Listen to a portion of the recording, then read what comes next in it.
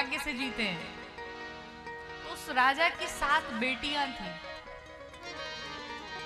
एक बेटी से पूछा, ये बताओ तुम किसके भाग्य से जीती हो? उस बेटी ने कहा, हम आपके भाग्य से। दूसरी से पूछा, तुम किसके भाग्य से जीते? उसने भी कहा, आपके भाग्य से। तीसरी, चौथी, पांचवी, छठी, सबसे पूछ लिया, सबने यही कहा, हम आपके भाग्य से जीते। लेकिन जब 7वीं बेटी के पास गया और उससे पूछा, तुम किसके भाग्य से जीती हो? तो 7वीं बेटी ने कहा, हम अपने भाग्य से जीते।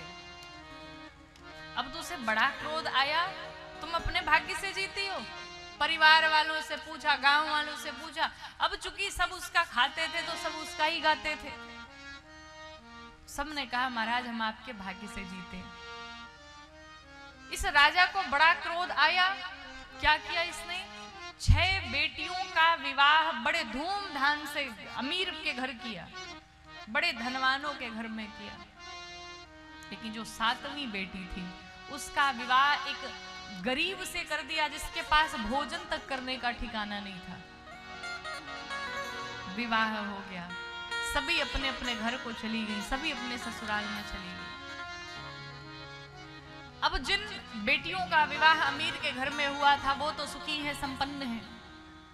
लेकिन दिन ऐसा आया, समय ऐसा आया कि समय का चक्र बदला, भगवान की कृपा हुई और जिन बेटियों की शादी अमीर घर में हुई थी वो निर्धन हो गई। और जो गरीब बेटी थी, जिसका विवाह एक गरीब के घर में हुआ था, उसका पति लकड़ी काटता रहता था जंगल से और अपने परिवार का भरण पोषण करता था।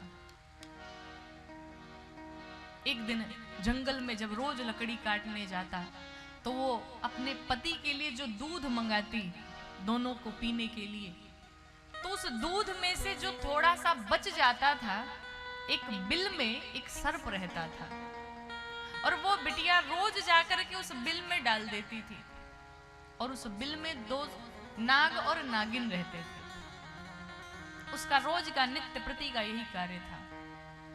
करते करते जब कुछ महीने बीते और उसने यही कार्य किया, एक दिन वो नाग नागिन दोनों प्रकट हुए और उसे बुलाया, कहा, तुमने मुझे बड़ा दूध पिलाया है और आज मेरी बात ध्यान से सुनो।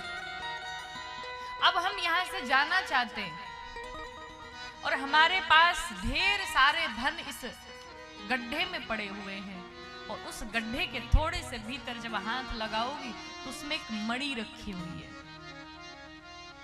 उस मणि को तुम ले लो, वो सारा धन तुम्हारा है। और जब उसमें गड्ढा खुदवाया तो उस बेटी ने देखा कि बहुत सारे सोने चांदी हीरे मोती पड़े हैं, वो मणि भी पड़ी है और सब कुछ पाने के पश्चात वो बिटिया अमीर हो गई।